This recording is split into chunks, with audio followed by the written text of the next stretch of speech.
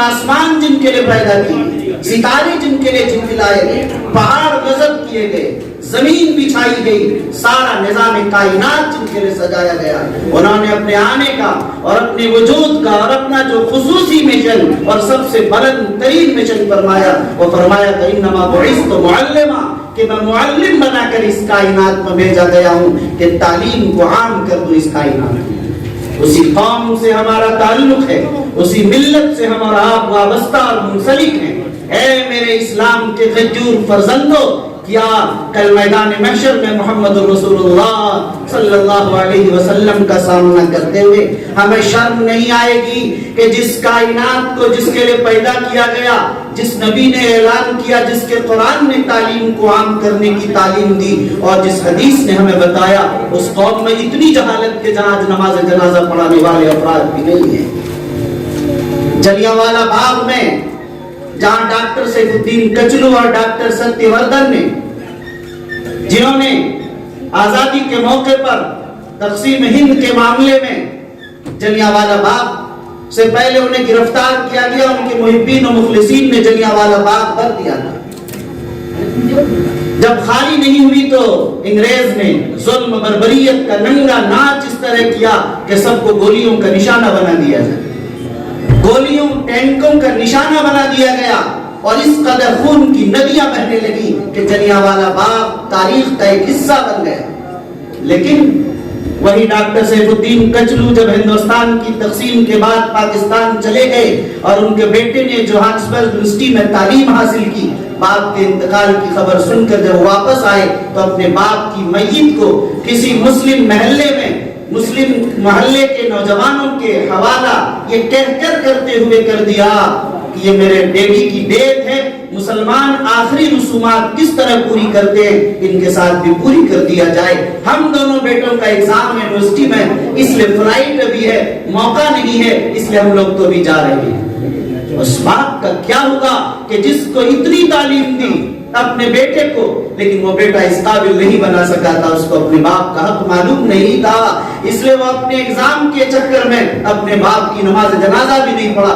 یہ وہ doctor safe الدین کچلو ہیں جس کے لیے اس ملک کے ہندو اور مسلمان ایک دو نہیں 50,000 جانوں نے جلیانوالہ باغ میں خون کی ندیاں بہائی تھی۔ یقین مانیے اس میں یہ پیغام ملتا ہے ہم اور آپ کو کہ چاہے ہم قائد ہوں، روشن دماغ ہوں، دانشور کہلاتے ہوں، پروفیسر اور ڈاکٹر ہوں، ذمہ داری ہے ہماری اولاد کہاں جا رہی ہے۔ کیا ہم اپنی اولاد کی فکر کر رہے ہیں، ان کی تعلیم کا، ان کی تربیت کا، ان کے دینی مزاج کا، وہ مسلمان ہے بھی یا نہیں ہے، ذرا اس کو دیکھنا پڑے گا۔ ہم سبوں کے مرشد مخدوم گرامی امیر شریعت حضرت مولانا سید محمد ولی رحمانی صاحب رحمۃ اللہ علیہ بار بار فرمایا کرتے تھے، جب بھی کوئی بچہ آتا، بیٹے درود شریف یاد سناؤ، کلمہ یاد سناؤ، پوچھ لیتے اور اس میں سے بڑی تعداد میں زیرو نکلتا۔ پھر فرماتے کہ آپ باپ ہیں اور خانقاہ رحمانی تشریف لائے ہیں، بچے کو یہ بھی پتا نہیں، سکھائیے ان بچوں کو، یہ آپ کی ذمہ داری ہے۔ اور فرمایا کرتے تھے حضرت اپنے خطاب میں اکثر کہ میں نے جتنا جائزہ لیا، آج بھی مسلم مینجمنٹ اسکولوں میں 20% بچے ایسے جسے کلمہ طیبہ لا الہ الا اللہ محمد رسول اللہ کی یاد نہیں ہے۔ میں تشہد اور دعائے قنوت کی بات نہیں کر رہا ہوں، نماز کے طریقے، ارکان، شرائط، آداب و مستحبات کی بات نہیں کر رہا ہوں، کلمہ طیبہ بھی یاد نہیں۔ وہ مسلم اسکول ہے، کیا اس مسلم مینجمنٹ اسکول کے انتظامیہ اور ان کی ذمہ دار کی یہ ذمہ داری نہیں بنتی ہے؟ کیا ان کی ایمانی خیرت انہیں نہیں جھنجھوڑتی ہے؟ کیا ان کا مسلمان ہونا انہیں راتوں کو نہیں جگاتا ہے کہ آپ کیا کر رہے ہیں؟ آپ اپنے اسکول کے ساتھ اگر ان بچوں کو، ان نونہالوں کو، آنے والے ملک کے مستقبل کو اگر دین اور ایمان سے بھی نہیں نواز پا رہے تو کیا کر رہے ہیں؟ ذمہ داری ہے ہم ان کے لیے دینیات کا، کلمہ نماز کا، بنیادی دینی تعلیم کا نظام کریں، تاکہ جب وہ ملک کے کسی گوشے، کسی خطے، کسی حصے میں چلا جائے، وہ کچھ بھی بن جائے، وہ وکیل ہو یا جج، وہ پروفیسر ہو یا ڈاکٹر، وہ انجینئر ہو یا پائلٹ، کچھ بھی ہو سکتا ہے، مگر اس کو مسلمان ہونا چاہیے۔ ہماری ذمہ داری ہے کہ اس کو مسلمان بنائیں، یہ مسلمان نہیں بنا رہے، کیوں؟ اس بنیاد پر اس بات کی بھی ضرورت ہے ہم اپنے بچوں کے لیے مکاتب کا نظام قائم کریں۔ اگر یہ مکاتب نہیں ہوں گے، یاد رکھیے ایک زمانہ وہ آئے گا کہ حالات بد سے بدتر ہو جائے گا۔ آج آپ دیکھ رہے ہیں کہ نئی قومی تعلیمی پالیسی 2020 کے ذریعے ظاہر ہے کہ وہ نظام ایک بہت عمدہ نظام ہے جس کے خلاف اگر آپ چاہیں کہ آواز اٹھائیں غلط کریں کچھ نہیں ہونے والا. طلاق ثلاثہ جیسے مسئلے پر جو بالکل غلط ہے کچھ نہیں ہو سکا. وہ نئی قومی تعلیمی پالیسی جو سن 2020 آئی ہے اس میں تو بڑی خوبیاں ہیں, بڑی اچھائیاں ہیں, اور انڈیا کے علاوہ یورپ اور انگلینڈ اور دوسرے ممالک کے اندر یہی نظام تعلیم رائج ہے. ظاہر اس میں کوئی تبدیلی نہیں ہو سکتی ہے. اس کو اگر آپ پڑھیں گے, ان کو آپ پڑھیے اور دیکھیے. ہمارے شریعت نے اس کا اردو ترجمہ بھی کیا ہے, اردو میں پڑھیں, انگریزی میں آلریڈی موجود ہے, ہندی میں موجود ہے, تو آپ اس میں دیکھیں گے کہ ہر بچے کے لیے اسکول جانا لازم کر دیا. مدارس کے نظام کا کیا ہوگا؟ کون جائے گا؟ جو بچہ اسکول نہیں جائے گا ان کے گارجن کی گرفتاری ہوگی. اور 3 سے لے کر 5 سال تک کا نصاب, یعنی جب تک بچہ 8 سال کا 5 سال کا کوئی کورس نہیں رکھا گیا. وہ ذہن و دماغ کس انداز کا بنا ہے؟ کیا مشرکانہ مزاج نہیں بن جائے گا؟ کیا دیو مالائی کہانیاں انہیں نہیں سنائی جائیں گی؟ کیا وندے ماترم کا اور سوریہ نمسکار انہیں نہیں سکھایا جائے گا؟ حالات تو یہاں تک پہنچ گئے کہ ٹلی کے ایوان میں باضابطہ وہاں کے ایم ایل ایز نے گایا ہے باضابطہ وندے ماترم. اب اندازہ کیجئے کہ ملک کس رخ پر جا رہا ہے. اس لیے ہم سبوں کے مرشد مخدوم گرامی حضرت امیر شریعت رحمۃ اللہ علیہ نے ہم سبوں کو جس رخ پر لگایا تھا, حضرت نے فرمایا تھا کہ مکاتب کے نظام کو جو اسکولوں میں بچے پڑھتے ہیں ان تمام کے لیے ہر شہر میں ہر محلے میں بے شمار مکاتب قائم کیے جائیں تاکہ صباحی مسائی مکاتب کا ان کے لیے نظام ہو. اس میں اساتذہ تربیت یافتہ ہوں, ٹریننگ لیے ہوئے ہوں, اس کا نظام, اس کا نصاب, اس کی تعلیم, اس کا معیار سب کچھ معیاری انداز پر ہو. اس موقع پر حضرت نے مثال سے 1 ہفتہ 10 دن پہلے مجھے اس کے لیے خاکہ اور نظام مرتب کرنے کے لیے کہا. 10-11 صفحے پر مشتمل خود کفیل نظام مکاتب کا ایک نظام مرتب کیا. حضرت نے رانچی سے واپسی پر اسے دیکھا اور اس کے لیے اسی کے بعد فوری طور پر جو انہوں نے ہفتہ روزہ اور عشرہ منانے کا نظام بنایا دینی تعلیم کی بیداری کا, وہ اسی کا حصہ تھا. اب حضرت چاہتے تھے کہ دینی مکاتب کو عام کریں. پورے بہار, اڑیسہ, جھارکھنڈ کا کوئی ایک گاؤں, کوئی ایک آبادی, کوئی ایک محلہ ایسا نہ رہے جہاں اس مکتب کا نظام نہ بن جائے. حضرت امیر شریعت دامت برکاتہ العالیہ تشریف رکھتے ہیں. آپ کا مزاج تو تعلیمی ہے, آپ کا افکار بھی والد ہی کی طرح وہی تعلیمی مزاج, وہی نظام اور وہی ذہن ہے. میں نے وہ پیش کیا تو حضرت بہت خوش ہوئے اور اس نظام تعلیم کو آگے بڑھانے کے لیے باضابطہ ایک شعبہ حضرت نے بنا دیا, اس کا ذمہ دار بنا دیا. اور مکتب کے نظام کو بڑھانے کے لیے ابھی آنے تک تقریباً 45 سے 50 مکاتب کا خاکہ آ چکا ہے جہاں پر کام شروع ہو چکا ابھی 1-1.5 مہینے کے عرصے میں. اور ارادہ یہ ہے کہ پوری آبادی میں اسی انداز سے تیزی کے ساتھ اس عمل کو کیا جائے تاکہ حضرت امیر شریعت رابع مولانا سید شاہ منت اللہ رحمانی رحمت اللہ علیہ نے آج سے 61 سال پہلے سن 1960 میں یہ فرمایا تھا, ہم مسلمان سب کچھ برداشت کر سکتے ہیں لیکن ایمان کا سودا ہو جائے, ہمارے بچے ارتداد کے دہلیز پر قدم رکھتے, ہم اس کو برداشت نہیں کر سکتے ہیں.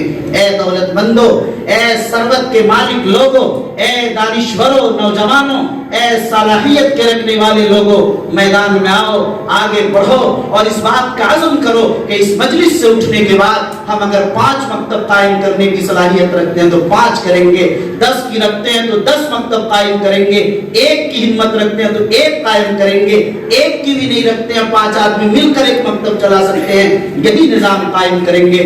گفتار کا وقت ختم ہو چکا, کردار اور کاموں کا وقت ہے. ہمارے بچے ارتداد کی طرف اس تیزی سے جا رہے ہیں, ایسے گر رہے ہیں جیسے آپ اندازہ کریں کہ چراغ جلاتے ہیں تو پروانہ شمع پر دیکھتے ہیں, یہی کیفیت بن چکی ہے. آئے دن آپ دیکھ رہے ہیں کس تیزی سے ارتداد کا معاملہ. آپ کو پتہ نہیں ہے, اس موبائل نے, اس انٹرنیٹ نے, اس کوچنگ سینٹروں نے اور لڑکے اور لڑکیوں کی مخلوط تعلیم گاہوں نے, ایسے اسکولوں اور کالجوں نے جہاں ایک ساتھ تعلیم, ایک ساتھ کوچنگ, ایک ساتھ ہاسٹل, اس سارے نظام نے جو بربادی پیدا کی ہے اس کا خطرات کا تصور بھی نہیں کر سکتے. ضرورت اس بات کی ہے کہ جو اسکول چلانے والے ہیں, یا جنہیں نہیں چلا رہے ہیں لیکن ان کے پاس پیسے ہیں یا پیسے نہیں ہیں، فکر ہے، ان کی صلاحیت ہے، ان حضرات کو میدان عمل میں آ کر حضرت امیر شریعت نے جیسا کہ بار بار اعلان کیا، آپ حضرات تک یہ پیغام پہنچا ہوگا کہ آپ اسکولوں کے تعلق سے بھی بہت ہی زیادہ فکر مند ہیں کہ ایسے CBSE اسکولز قائم کیے جائیں جہاں اسلامی تعلیم کا مکمل نظام ہو، باضابطہ اس کا نصاب بھی حضرت کے ذہن میں ہے، اس نظام کے ساتھ آپ حضرات اسکول قائم کریں جہاں دینیات کا مکمل نظام ہو، لڑکوں کے لیے الگ ہو، لڑکیوں کے لیے الگ ہو، اس کا دونوں کا ہاسٹل سسٹم کے ساتھ ادارے ہوں۔ ایسے اپنے پیسوں کو اگر آپ نے اس میں لگایا، یقین مانیے آپ کی زندگی بھی کامیاب ہے اور آخرت بھی کامران ہے، اور اگر آپ نے ایسا نہیں کیا تو یقین مانیے کہ آپ کی دولت و ثروت آپ کے چلے جانے کے بعد آپ کی اولاد آپ کے رحمت کا ذریعہ اس دولت کو بنائے گی یا زحمت اور عذاب کا ذریعہ بنا ڈالے گی، میں یہ نہیں کہہ سکتا۔ اس لیے اگر آپ یہ سوچتے ہیں کہ میری دولت سے ایصال ثواب میری اولاد کرے گی، اس سے بڑی حماقت کچھ نہیں ہو سکتی۔ جب آپ کو اتنی دولت پیاری ہے، اپنی آخرت کے لیے اپنی دولت نہیں خرچ کر رہے ہیں، تو کیا اولاد آپ کی ایصال ثواب کے لیے دولت خرچ کرے گی؟ نہیں کر سکتی ہے، یہ خام خیال ہے۔ اس لیے جو کرنا ہے کر گزریے، وقت تیزی کے ساتھ نکلتا جا رہا ہے، اس لیے کوئی انتظار نہیں، بلا تاخیر۔ یہی پیغام ہے امارت شریعہ کا اور یہی پیغام ہے امیر شریعت کا، اور آپ حضرات کو آج یہی کہنا تھا کہ آپ حضرات تعلیم کے میدان میں مکاتب اور اسکولوں کے نظام کو، کبھی دارالقضا کی بات آئی، ان سارے نظاموں کو مضبوط کریں، مستحکم کریں، اور اپنے امیر شریعت سے جب بیعت لی ہے سمع و طاعت کا ایک مضبوط عہد اور پیمان لے کر اس مجلس سے جائیں اور یہ عہد کریں کہ نوجوان باصلاحیت اور صالح امیر شریعت ہم سب کو ملا ہے، جو خانواد رحمانی کا چشم و چراغ ہے، جنہیں اللہ نے علم و معرفت سے نوازا ہے، جو راتوں کو اٹھ کر اللہ کے سامنے رو کر اپنی قوم اور اپنی ملت کی سربلندی کے لیے دعائیں کرتا ہے۔ یقین مانیے ہم اور آپ اس میں بھی پیچھے چلے گئے، ہماری نماز فجر ہی چلی جاتی ہے، راتوں کو رونا تو ختم ہو گیا۔ اے میرے مسلمانوں، میرے بھائیوں، میرے بزرگوں، راتوں کے رونے کو اپنی زندگی سے نہ نکالیے، راتوں کو خلوت کے اندر اللہ کے دربار میں کھڑے ہو کر تہجد کی نماز 2 رکعت 4 رکعت 8 رکعت جتنی اللہ ہمت دے مانگیے، استغفار کیجئے، توبہ کیجئے، گڑ گڑائیے، رب کے سامنے مناجات کیجئے، زندگی میں ایسی تبدیلی، ایسا انقلاب محسوس کریں گے کہ آپ کو اندازہ ہوگا کہ کاش ہم اس مانگنے سے محروم تھے۔